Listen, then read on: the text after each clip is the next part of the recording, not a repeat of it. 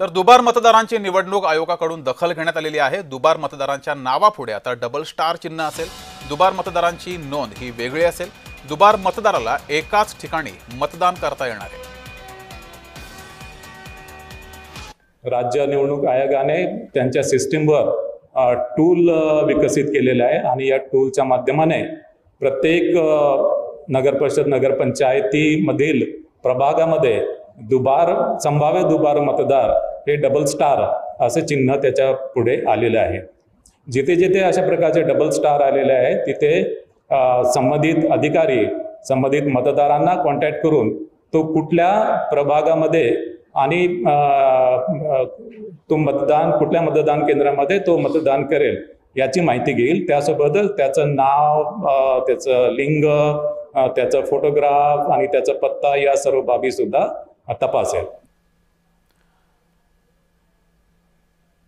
अधिक माहिती घेऊया, आपल्या प्रतिनिधी ज्योत्स्ना गंगणे आपल्या सोबत जोडलेले आहेत। ज्योत्स्ना, निवडणूक आयोगाची पत्रकार परिषद पार पडली खरी, मात्र विरोधक समाधानी नाहीयेत। यावर रोहित पवार यांनी सुद्धा आक्षेप घेतलेला आहे, राज ठाकरे यांनी आक्षेप घेतलेला आहे, अनिल देशमुख यांनी सुद्धा आक्षेप घेतलेला आहे। दुबार मतदार किंवा मतदार यादीतील घोळ यावर विरोधक अद्यापही समाधानी नाहीयेत।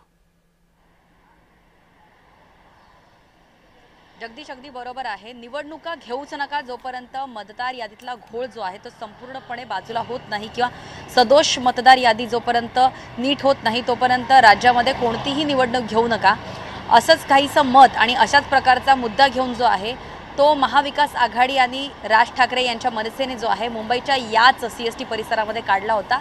त्यामध्ये अनेक पुरावे, मग रोहित पवार असो, राहुल गांधी असो, आदित्य ठाकरे असो, त्यांनी अनेक पुरावे दिले होते ज्याच्यामध्ये दुबार मतदान हा एकच मुद्दा नव्हता जगदीश। त्याच्यामध्ये अनेक असे मतदार होते जे नव्याने, म्हणजे एका बाजूला ते त्यांचं वय जास्त सांगितलं जात आहे, ते अनेक ठिकाणी त्यांची मतदान यादीमध्ये ते असतात किंवा अनेक ठिकाणी त्यांचे घराचे नंबर जे आहेत ते शून्य असतात किंवा एका घरामध्ये 400 मतदार जे आयुक्त आहेत, म्हणजे नवी मुंबईचे आयुक्त आहेत, त्यांच्या घरावरती सुद्धा काही जणांचे ॲड्रेस होते, शौचालयावरती जे आहेत त्या मतदारांचे ॲड्रेस होते। त्याच्यामुळे फक्त दुबार मतदार हीच एक जो मुद्दा आहे तो मुद्दा या महाविकास आघाडीने किंवा मनसेच्या नेत्याने मांडला नव्हता आणि त्याचमुळे जो आहे निवडणुका घेऊ नका असाच एक जो रोख आहे तो विरोधकांचा होता। मात्र निवडणूक आयोग जे आहेत त्यांनी महाराष्ट्रातील नगरपंचायत समिती आणि नगर परिषदा यांच्या निवडणुका जाहीर केलेल्या आहे। त्याच्यामध्ये सर्वात महत्त्वाचं म्हणजे एकूण किती मतदार आहे याची संख्या सुद्धा जी आहे ती निवडणूक आयोगाने जाहीर केली, ज्याच्यामध्ये 1,07,376 मतदार जे आहेत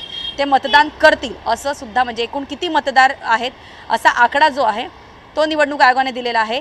13,355 ठिकाणी मतदार केंद्र असतील आणि आपण बघितलं की राज ठाकरेंनी ज्यावेळेस महाविकास आघाडीची आणि मनसेची संयुक्तिक या ठिकाणी मोर्चा झाला होता त्यावेळेस राज ठाकरेंनी असा सुद्धा त्यांच्या मनसैनिकांना असा इशारा दिला होता की दुबार मतदार जर आढळले तर त्यांना तिथेच चोप द्या।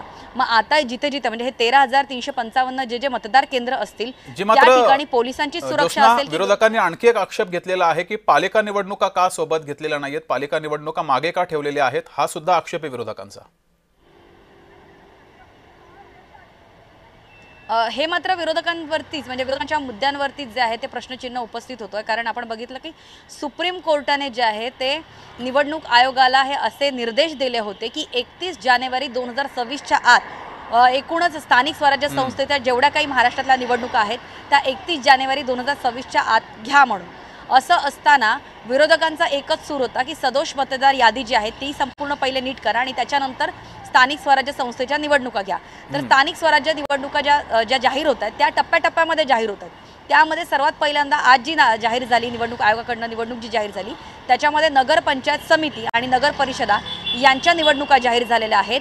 मग नंतर महानगरपालिकेच्या निवडणुकांसाठी पुन्हा एकदा टप्प्यामध्ये जे आहेत, कारण या जे आपण म्हणतोय की नगरपंचायत समिती आणि नगर परिषदांच्या ज्या निवडणुका आहेत त्याचा 2 डिसेंबरला निवडणुका होणार आहेत आणि 3 डिसेंबरला त्याचा निकाल लागणार आहे। त्याच्यानंतर जवळपास 2 महिन्याचा काळ जो आहे तो निवडणूक आयोगाकडे राहणार आहे। त्या 2 महिन्याच्या काळामध्ये जे आहे ते महानगरपालिकेच्या निवडणुका होतीलच, पण म्हणजे निवडणूक आयोगाला तितका वेळ सुद्धा मिळेल। ज्योत्स्ना, वेळेच्या अभावी थांबवते, मात्र धन्यवाद दिलेल्या माहितीबद्दल।